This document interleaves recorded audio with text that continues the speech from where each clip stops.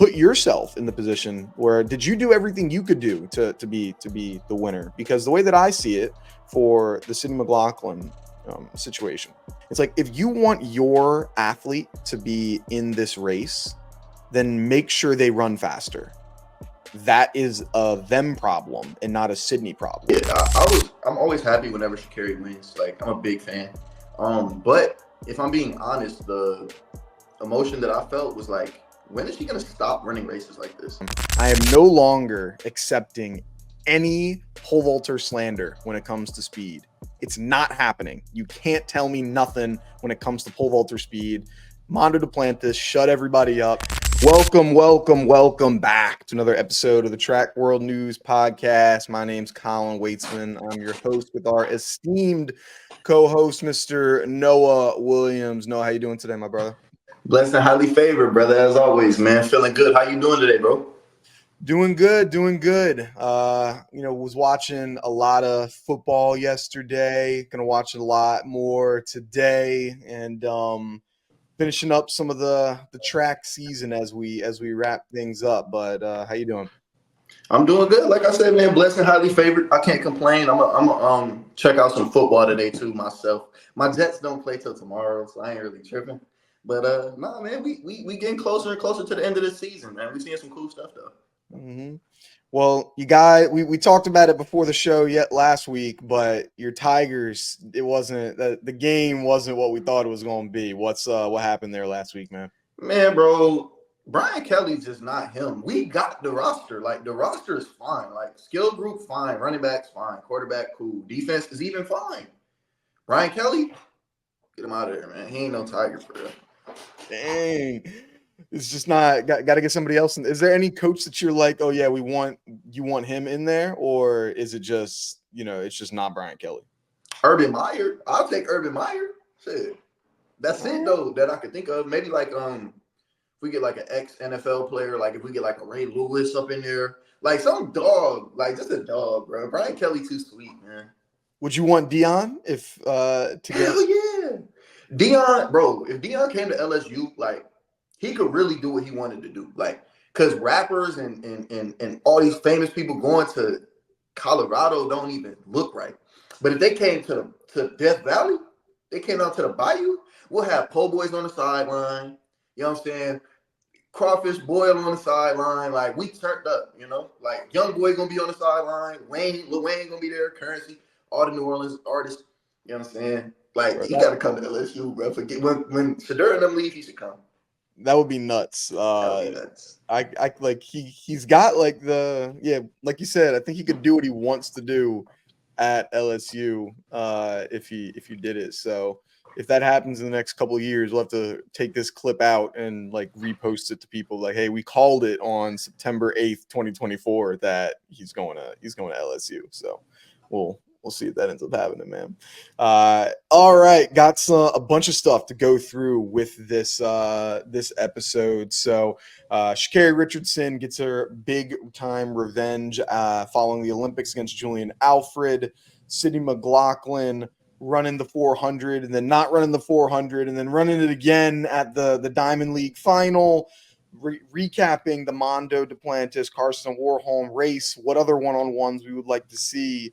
And then, as we mentioned, it's football season. So what track athletes would we draft to our football team? A lot of stuff to get into. Let's start things off with the Sha'Carri Richardson, Julien Alfred race, Diamond League a few days ago. Sha'Carri ends up getting the win with a 10.85. She was in third place for much of the race, and then ends up coming back and getting a big time win.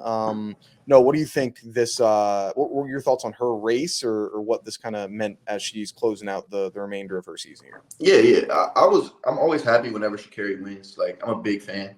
But if I'm being honest, the emotion that I felt was like, when is she gonna stop running races like this? Like, she always wins from fourth or fifth, sixth place, third place, like you said on this time. For her to take the next step, because we all love Sha'Carri. Like, we all know she one of the coldest in the world. But for her to take that next step and really get Julien at the biggest meet, I think, we all know it's got to be that first 40. It's got to come together for her. So that's kind of like my takeaway from it. It was cool to see her win at the end of the year. It's a little different. The energy's different, but that's kind of what I felt when I was watching it.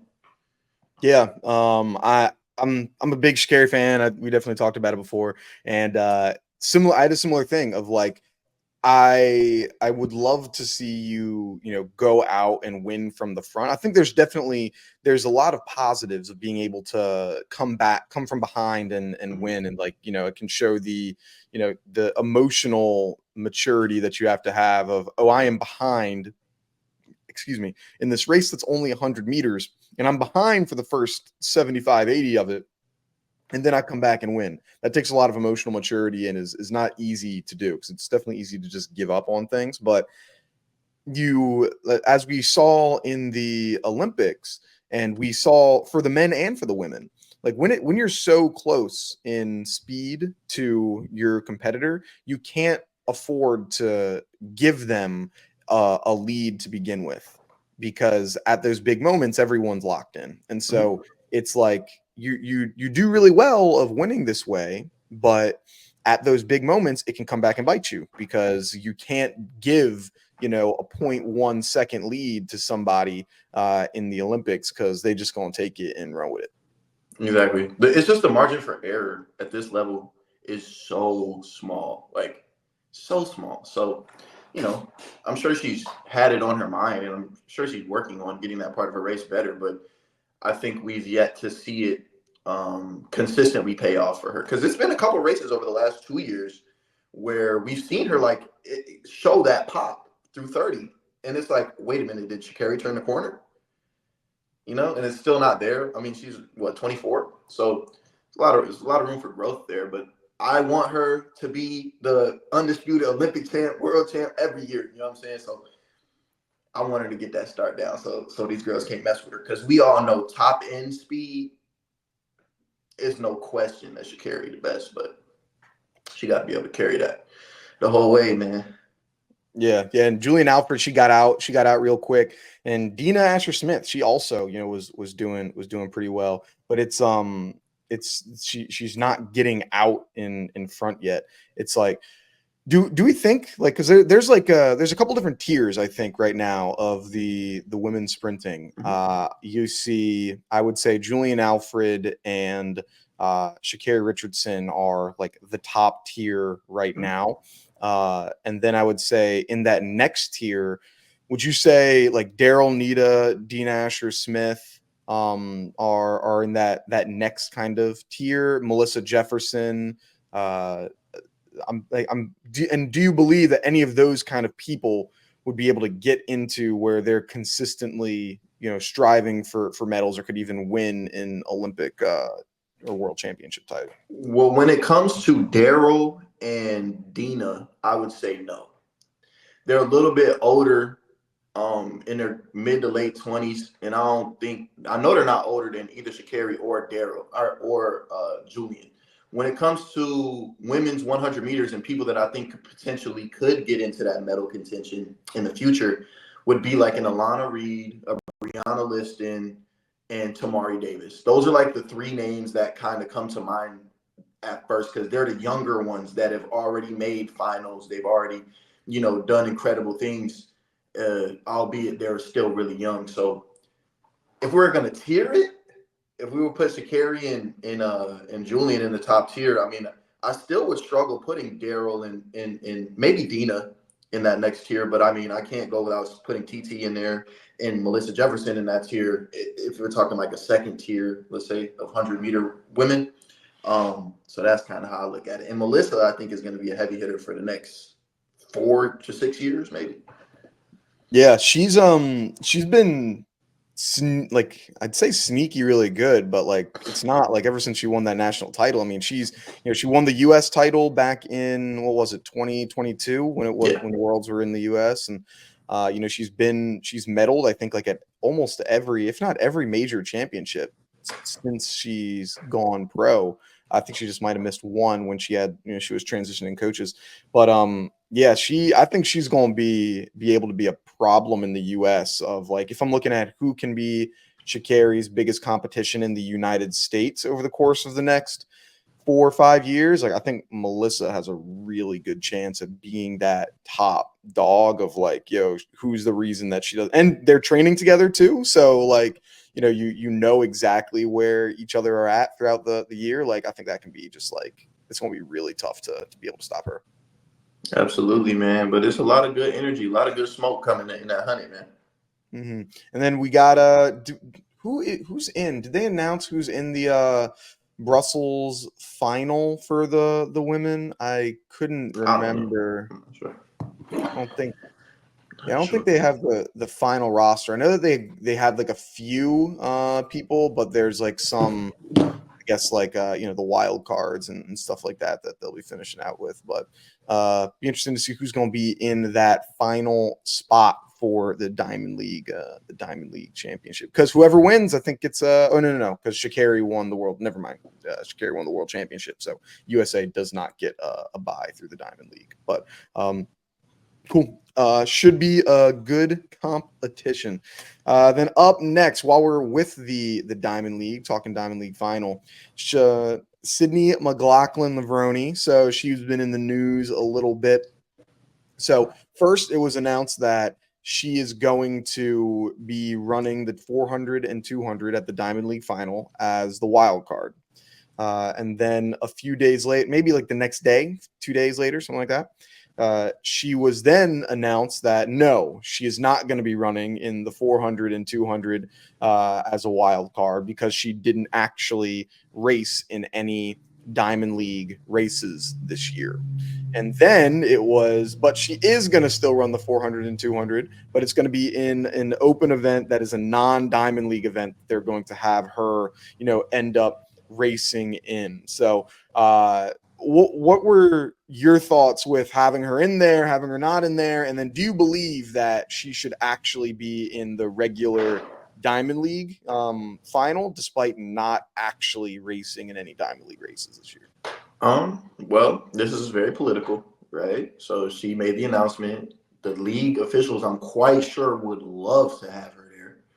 And then the backlash that came from, the other coaches, I'm sure, in the different countries having problems with it more so than like obviously any fan in the world would love to have Sydney run both of these events at the Diamond League. But it's more so fairness to other athletes, these other federations. She don't deserve it. Yeah. Sydney's the best athlete in the sport on the women's side. It's not really debatable. She's the best in the sport. So if she wants to run a 400, 200, 100, 800 and a mile in one day in one meet, let's do it. Let's bring her. We'll pay her to come. And we're going to televise it because this is the best opportunity for us to make money. Right? Sydney should be in the 400 and 200. I don't care if she didn't run in the Diamond League this year. She's the best athlete that the women have in this sport in the world, in my opinion. So I don't care that she didn't run, bro. Let her in the race. Yeah. What do you think? I got a first hypothetical for you. So let's say that you are in the you're supposed to be the last qualifier for the Diamond League final, or one of the last qualifiers in the Diamond League final. Your coach or your agent, whatever, calls you up and is like, hey, you're no longer running the 400 meters in the Diamond League final. We're kicking you out because, let's just say, just another athlete that, let's say, has a big name, whoever it might be. Let's say maybe Quincy Hall. Quincy Hall. He didn't run in any Diamond Leagues. He decided they're like, hey, we want him in there. How would you feel if it's like, hey, he's taking your spot? You're no longer in the Diamond League because of Quincy won't be taking it. I mean, I'll be a little salty. I don't have the opportunity anymore, but I have to respect it. I gotta respect the meet official, first of all, the meet director, because he trying to make bread. I'm not making him as much bread as the biggest name, so I can't be mad at that. You know what I'm saying? Like, I gotta respect it. Oh, this person is this much better than me. Why am I stalking because I got kicked out? I need to be better. If I'm better, I can't get kicked out. That's my mindset of it. But people are soft and I need an opportunity and no. If you was better than her, or him, then it ain't no debating. It ain't no politics. It's no questioning if I'm getting pushed in or out, you know? So it's like, when you the top dog, she the top dog. Just let her win. Yeah. Something that I've really a mindset that I've really liked when I use it in like really any day life situation of like put yourself in a position where it's no longer up for debate.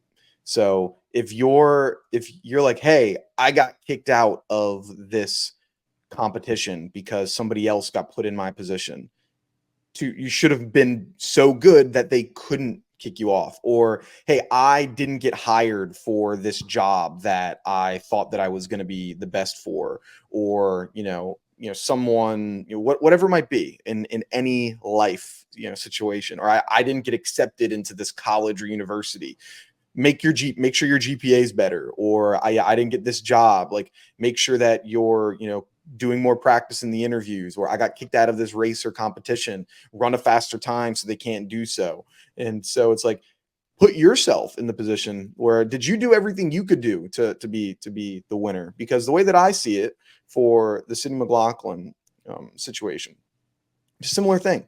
It's like, if you want your athlete to be in this race, then make sure they run faster. That is a them problem and not a Sydney problem, because the race organizers, their one thing that they have to do is to win or to earn as much money as they can for their meet. And if that means that they can have, Sydney McLaughlin in there, then great.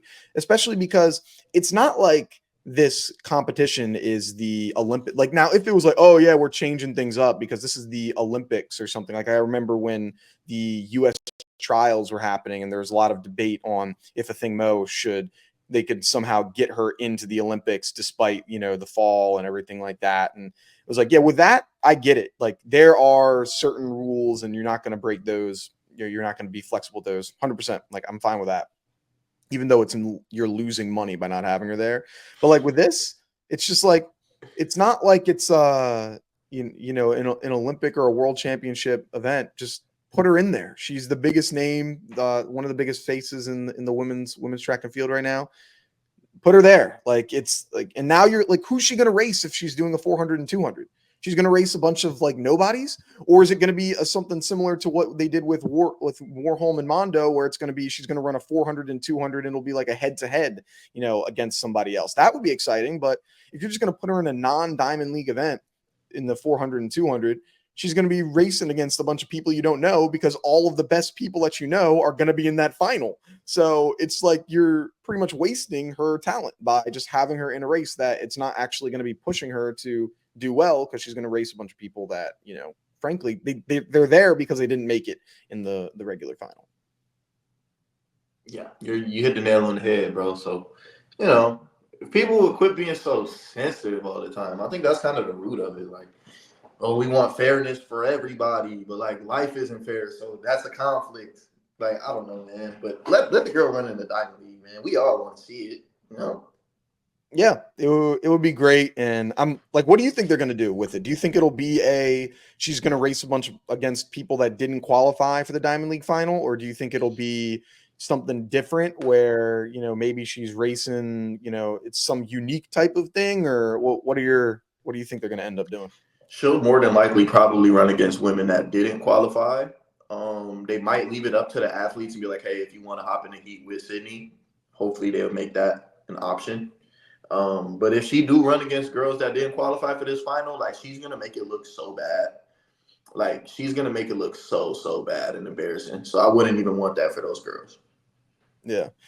I hope that they do something interesting, but yeah, I think it's probably just going to end up being a slaughter fest for Sydney in the 4. But if you really wanted to bring something out that would be fun over 400 meters, and this is like, it's just on my mind because he just won a gold medal like yesterday or 2 days ago.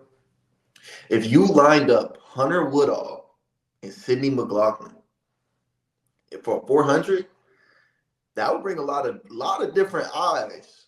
Just saying. I don't even know if that's a good idea, but I think that would bring a lot of eyes to the sport. Who do you think would win? Probably Hunter. Like, he does run 46. So like, if he doesn't win, But I'll take Hunter on that one. But I think it'll be cool to watch, like Paralympic 400-meter gold medalist versus Sydney McLaughlin in the 400-meter. I'll see that. No, that'd be cool. That'd be cool. Yeah. See if they, and I don't think many.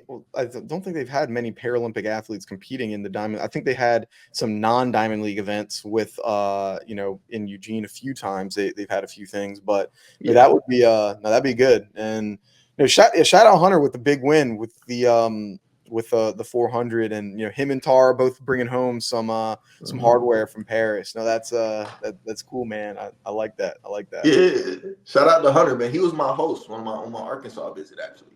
Oh yeah. Yeah, I didn't go there, but he was cool. He hosted you though for like when you were coming out of high school, or for the no, I was in the portal actually. I went out there for a visit. Nice. There you go. Well, shout out. Any fun stories from your visit, or from Arkansas? Yeah, or just standard stuff. We just went to like some like barbecue grill. I got pretty drunk. That was it. They showed me like all the facilities and stuff. It was just a normal visit, nothing crazy. Yeah, there you go. I was out in Arkansas once for when I was in college. They did a pole vaulting street meet there, and I helped set it up and organize it. I was like an intern for this pole vaulting company, and so I went out there one time. It's fine. It's just there's not a whole lot of stuff around there from what I remember, but it was cool. Like it was a cool area, but yeah, probably will never be back there again. Maybe, who knows? We'll see. All right, so sticking with the kind of unique races that we have, last week we had our first ever 1v1 race since Michael Johnson and Donovan Bailey, while we have Mondo Duplantis versus Karsten Warholm in the 100. Mondo ends up getting the win with a time of 10.37 as he was coached by Fred Curley, Sha'Carri Richardson, Vernon Norwood. He brought out the Rye Benjamin. I think he brought out the Avengers for his like coach's corner in the win. What were your thoughts on first the race, and then we'll get into kind of how the event was as a whole? Yeah, first the race was pretty cool. Like, I mean, they're both very talented athletes. I think it was a good opportunity for them, more so Mondo, to display how talented he is. So that's kind of my takeaway from the race. But the presentation of it was fire, bro. Like, I mean, I'll let you think. You can take your takeaways from the race, and then I'll go back in. Yeah, for the race, like I was mentioning all over Twitter and all over Instagram, I am no longer accepting any pole vaulter slander when it comes to speed. It's not happening. You can't tell me nothing when it comes to pole vaulter speed. Mondo Duplantis shut everybody up. 10:37. For those that there's a lot of people, a lot of really big people that were like, no, there's no shot Mondo wins. Y'all don't know pole vaulter speed. I'm on game. I know this. I've been known this. So he's winning. He won. And he then called out Sydney McLaughlin to run maybe that's what the 400 is going to be. Hopefully she's racing Mondo in the 400.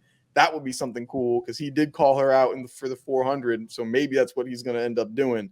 But yeah, it was a nice race, and his block starts look kind of nice, man. Like he got out, like he looks like he did this. He also looked Warholm down with the last like 5-6 meters, and then after the race, he was sending out shots after it. That dude is from Louisiana. He was just acting like a bad little kid and just doing whatever. And it was fun to watch, man. It was a nice victory, but it was nice. It was cool. But presentation wise, you said what were your thoughts on how? Yeah, it gave like a boxing, felt like the boxing match, like, okay, in one corner we got from, and then they walking out. He had his little thing on, like his little like warm up thing on, and it was cool, man. They had the lights going. Like, I really, really enjoyed that, man. It was fun. Like, it was genuine. You could watch it and just enjoy it. You know what I'm saying? Ain't no, did this person look shook or this person gonna fold today. It was just fun. You know what I'm saying? And that was cool. It was a breath of fresh air. Yeah, I think they did really well with the presentation of this sort of thing, where the time didn't matter at all. Like, think about this. What other race would you ever watch and sit down, decide to watch two men run 10-3 and 10-4 ever? No. That's like you're going and watching a high school like state championship. Nobody just says, you know what I'm going to do? I'm going to sit down and watch a high school, varsity race. Like that doesn't, like, nobody does that. People will sit down to watch like Olympic level times, but you see it because of the presentation was so great, and like the build up from the last couple weeks was very solid, and what they the fact that they're top of their line just in other sports or other events was great. And so the time didn't matter, but it was what was on the line, and it did end up being a semi-close race as well. So yeah, like you mentioned, they had the boxing warm-up things on. They turned the lights down. They had all the interviews going on beforehand, watching them warm up beforehand as well. The interview, like all that, and then the post race, they had some interviews and the light shows. Like they did it right, man. Like this was a really good presentation for them to have there. Yeah, good job, guys. And hey, what was our predictions for those times? I think I was pretty close. Yeah, I think we were pretty close. I had 10:29, so I was a little bit too fast. I think you were at 10:04, if I remember. Yeah, so we were both right there. Yeah, so yeah, we were both right there. So there's some people that were saying, oh, it's going to be a 10-6 race and Carson's going to win. Yeah, get out of here. You're cooked with your times. Now, I no game. I no game. But so then this was a really, how often do you think we'll see this type of thing where it'll be 1v1s going or moving forward? I know there've been a lot of companies and organizations that have mentioned potentially doing 1v1 leagues, that it hasn't come to fruition quite yet. What do you believe? You think this is something that we'd like to see on a semi-consistent basis, or just kind of a one-off that was cool in the moment, but hey, we got to see something else later? I think as far as this scale, as big as these athletes are, as famous as they are, we'll probably only see something like this maybe once every 3 years after a major championships. I think that's probably what it's going to be like. Something fun like this, and then probably Grant. I can see Grant hopping in something like this too. Okay.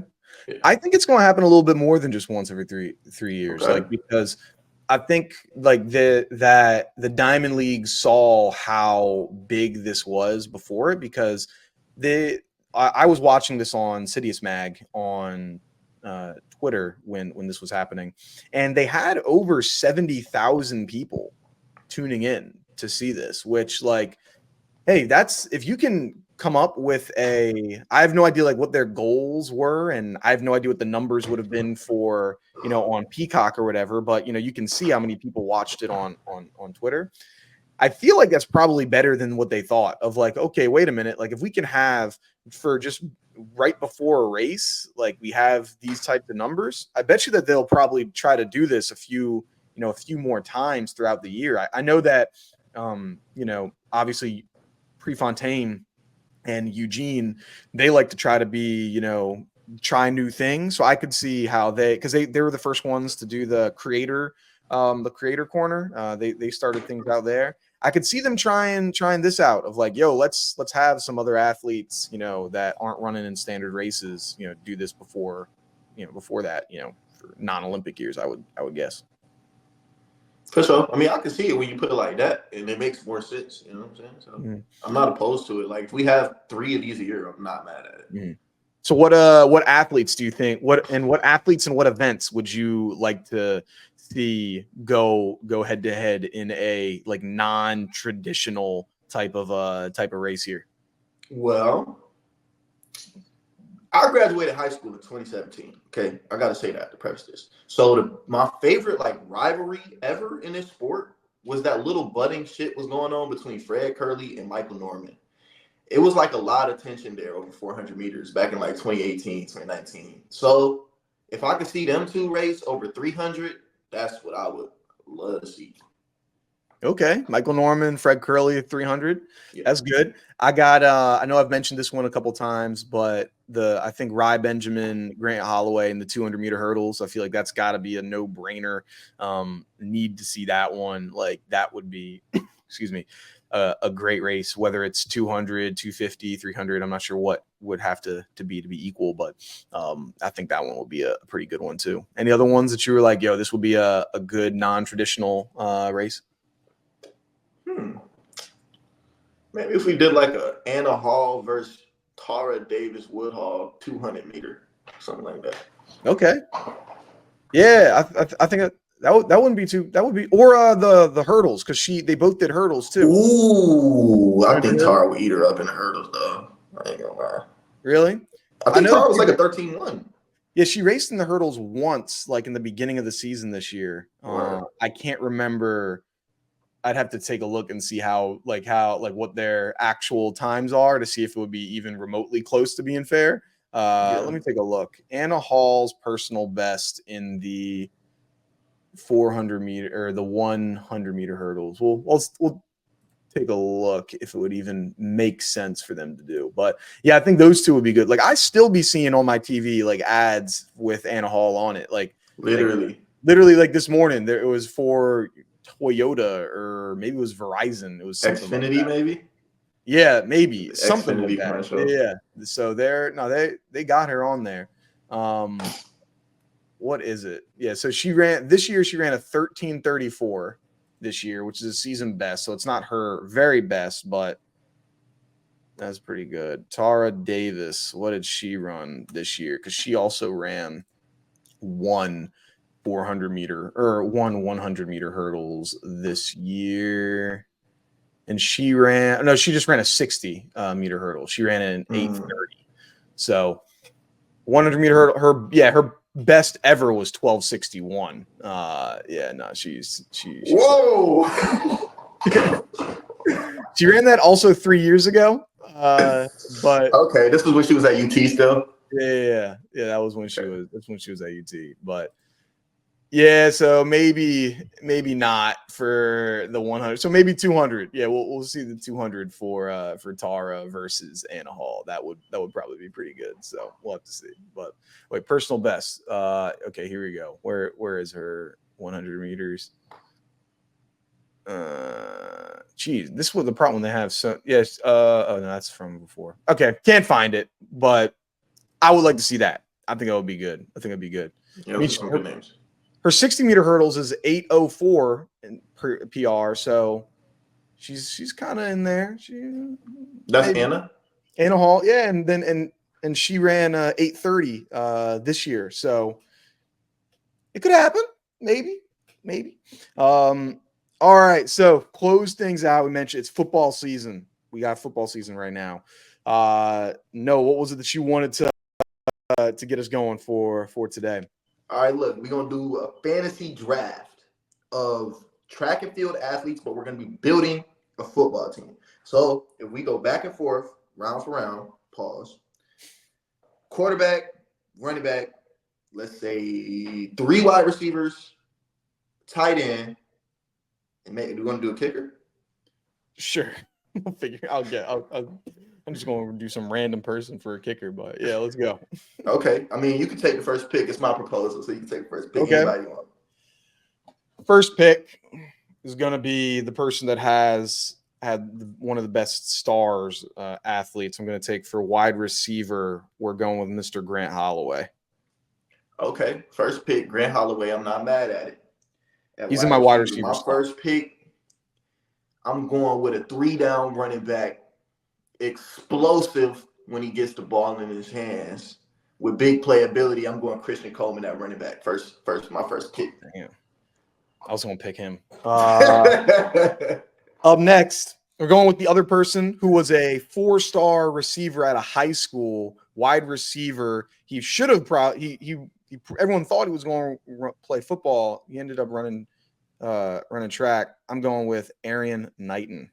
That's cool. So you got Grant and Arian? Mm-hmm. That's fine. Look, so I got my running back. Now I'm going with my tight end. It's not too many of those. Tight end, Ryan Krauser.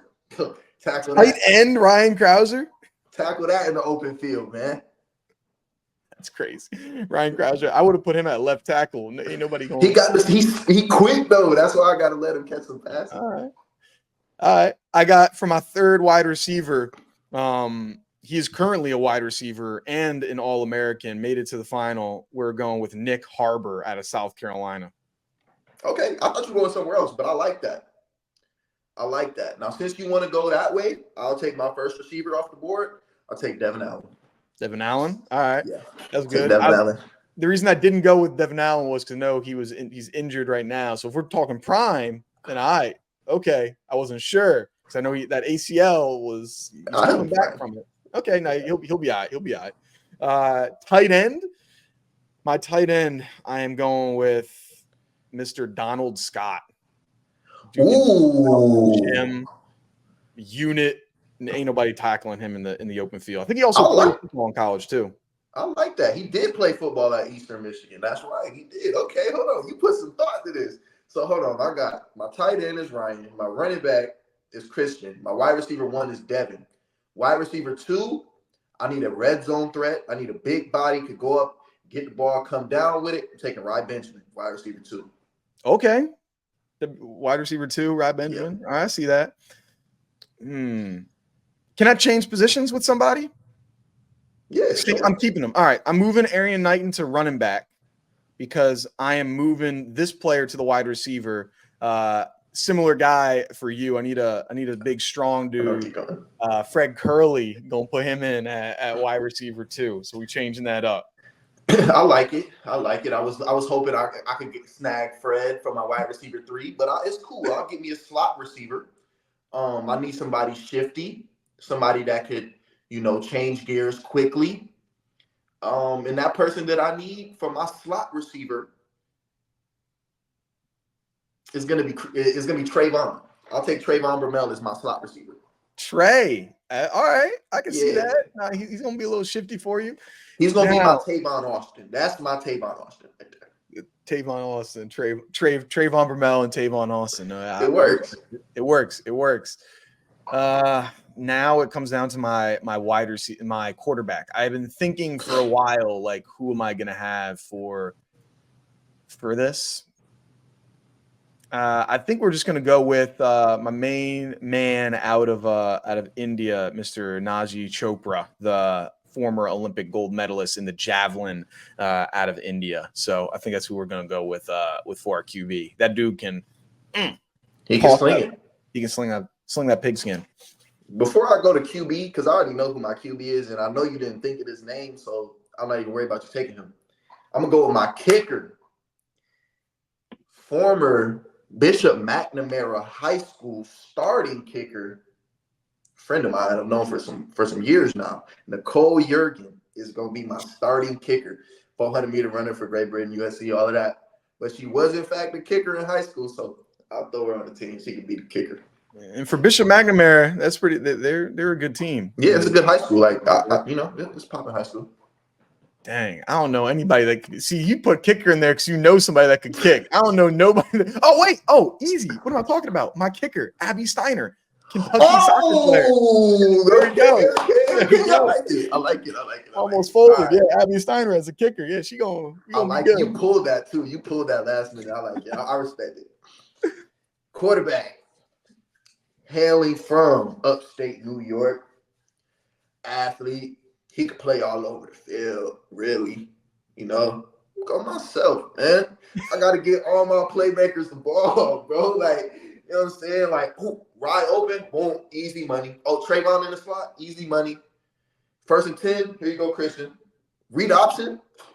Oh, my God. Who's your NFL comparison? Who are you? Lamar Jackson? Probably like 2012 RG3. Okay. Rookie year RG3. I like this game. I always wore left sleeve when I played. You know what I'm saying? So. All right. No Williams at quarterback. So to recap, my team, I got Naji Chopra, quarterback, running back, Arian Knighton, wide receiver room is Grant Holloway, Fred Curley, and Nick Harbor, tight end, Donald Scott. Who was yours again? Quarterback, Noah Williams, running back, Christian Coleman, wide receiver 1, Devin Allen, 2, Rye Benjamin, 3, Trayvon, tight end, Ryan Krauser, kicker, Nicole Yergin. Oh yeah, my kicker, I forgot, Abby Steiner. For sure, I love it. I think we got a little more We got a little more of this. But your wide receivers are big though. Mm-hmm. No, we got. I feel. I don't know, man. We got some high school star. We got like 3 people that were like 4-star, 5-star athletes. Like that's cool. We got me. We got aura. That's what we got. We got aura.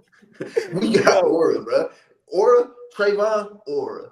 Rye, aura. You know what I'm saying? Ryan Krauser even got some aura. Nicole got aura. We got aura. Me, Mr. Aura. So we good. Mr. Aura is crazy, bro. It's crazy.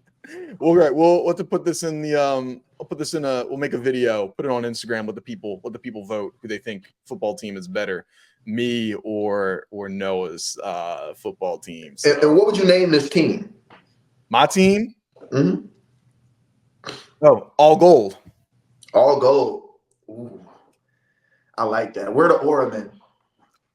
Aura Men. The Aura Men, yeah. Aura Men. All right.